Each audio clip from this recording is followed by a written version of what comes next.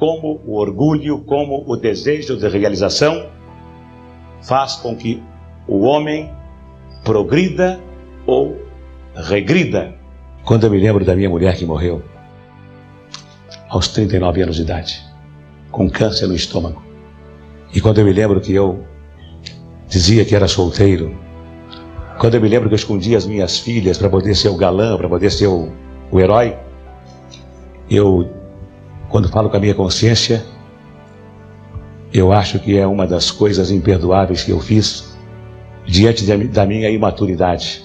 E hoje eu vejo as besteiras que eu fiz, e quando eu vejo alguém fazendo o mesmo que eu fazia, eu olho e digo, meu Deus do céu, como esse homem é infeliz. Eu estava à procura de alguma coisa e não sabia o que. E depois que eu encontrei a minha segunda mulher, me encontrei e encontrei a minha felicidade. Eu costumo ter mais vitórias do que derrotas por uma razão.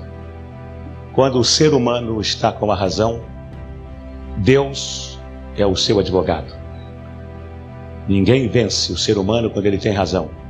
Quando o ser humano não está com a razão, Deus é o juiz e o demônio é o advogado de quem está sem razão.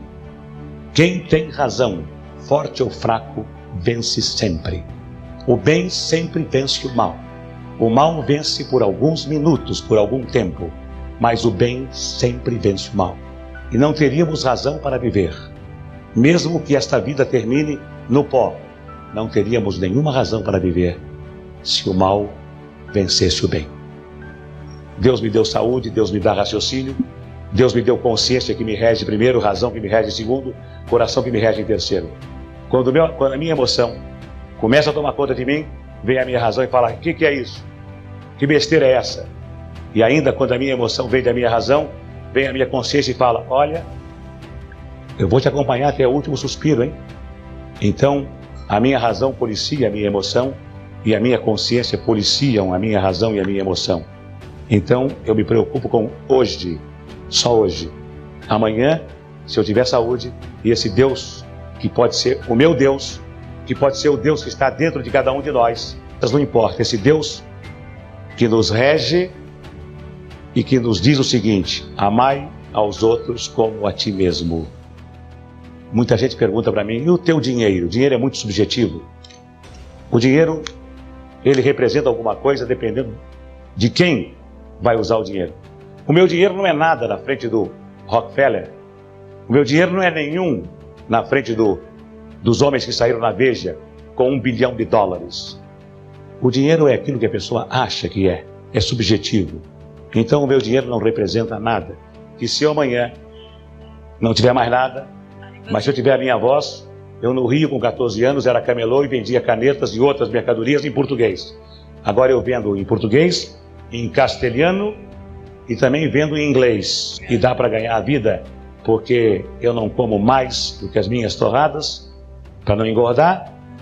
Eu não visto mais do que as camisas 3 ou 4 que eu gosto. E eu não calço mais do que 2 ou 3 sapatos que eu gosto, embora tendo 50.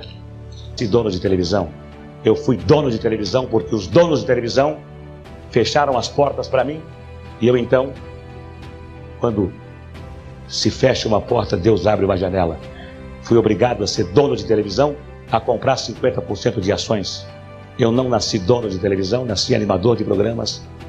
Continuaria sendo animador de programas se os homens não fossem tão vaidosos, tão poderosos. Sou um homem vaidoso pela minha condição de animador, mas não quero ser um homem poderoso. Não precisa ser poderoso. Sou poderoso com a minha consciência.